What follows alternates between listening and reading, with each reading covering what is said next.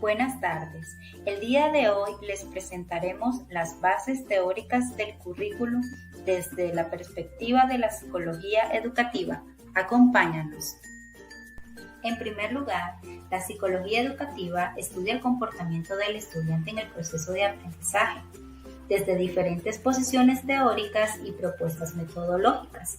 El afán de encontrar respuestas a un conjunto de interrogantes que se nos presentan a los educadores en el quehacer cotidiano, como por ejemplo, ¿por qué no aprenden todos los estudiantes por igual? Al dar respuesta a estas preguntas, el maestro responde a las necesidades presentadas en el proceso de enseñanza-aprendizaje. Seguidamente, iniciaremos el estudio del aprendizaje, teorías y práctica históricamente condicionada. Es así como todos los esfuerzos que se realicen por perfeccionar la enseñanza estarán limitados si el maestro no conoce cómo transcurre el aprendizaje y los novedosos métodos. Seguidamente estudiaremos el conductismo y el cognitivismo. El conductismo. Surgen las ideas conductistas basadas en las concepciones asociacionistas y conexioncistas de finales del siglo XIX, en lo que jugó un papel trascendental la obra de E. Tordink.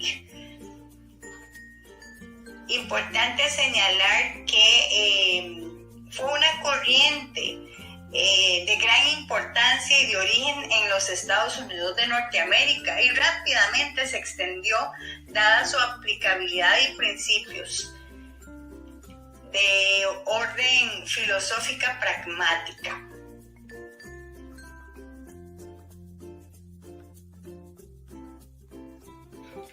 Continuando con la teoría del conductismo, presentamos a Paulot, creador de la teoría de los reflejos condicionados, sus exitosos experimentos con animales en los que estos eran sometidos a diferentes estímulos y condicionamientos hasta lograr la respuesta esperada.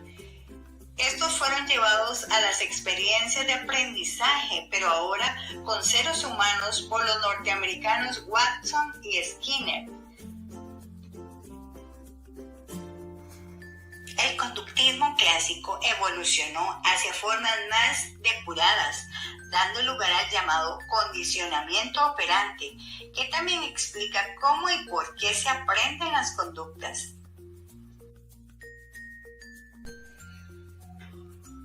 Un ejemplo de la evolución y máximo desarrollo de la teoría conductista fue la llamada enseñanza programada, de gran extensión y divulgación en el periodo comprendido entre 1960 y 1970.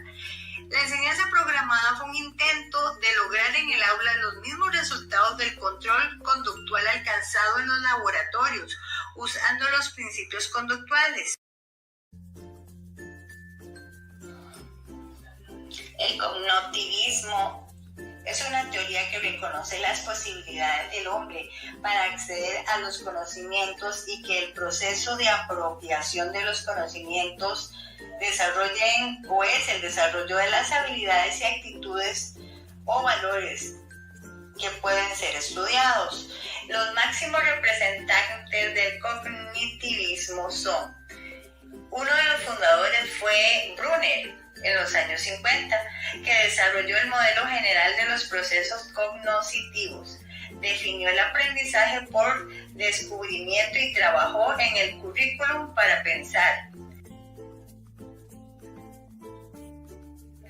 El siguiente, David Ausubel, en los años 70, plantea el concepto de estructuras cognitivas como determinante de la significación del material nuevo, su adquisición y retención. Así, el constructivismo, que es otra de las corrientes, se utiliza fundamentalmente para hacer referencia a los intentos de integración de una serie de enfoques que tienen en común la importancia de la actividad constructiva del alumnado en el proceso de aprendizaje. Fuentes teóricas de la concepción constructivista. El constructivismo no debe entenderse como una teoría más del desarrollo o del aprendizaje. Su finalidad es configurar un esquema de conjunto orientado a analizar, explicar y comprender la educación. Para hacerlo, se nutre de otras teorías e incluso otras disciplinas no estrictamente psicológicas, como la didáctica, la sociología y la orientación a la educación especial. Para César Coy, las fuentes teóricas de la concepción constructivista son la teoría genética de Piaget. Esta aporta varias ideas fundamentales, entre ellas se destacan la tendencia al equilibrio de los esquemas y estructuras en los intercambios entre persona y ambiente. El conocimiento se obtiene de la interacción con el ambiente, de modo que la acción del sujeto sobre la realidad es la fuente del conocimiento en el proceso de enseñanza-aprendizaje, y los estadios de evolución que apoyan el principio según el cual la capacidad de aprendizaje en un momento determinado está relacionado con su nivel de competencia cognitiva. La teoría sociocultural del desarrollo y del aprendizaje de Vygotsky. Esta teoría hace énfasis en los mecanismos de la influencia educativa, donde la dimensión social del aprendizaje es un aspecto esencial. La construcción del conocimiento es un acto individual, pero individual no se opone a social, ya que la ayuda de otros proporciona lo esencial del aprendizaje. La educación escolar como práctica social y socializadora. La educación es una práctica social. En este marco se desarrollan procesos de socialización y de construcción de la identidad personal. El proceso de desarrollo personal mediante el cual el individuo se constituye como persona similar a los demás, pero al mismo tiempo diferente, es inseparable del proceso de socialización. Los componentes afectivos, relacionales y psicosociales.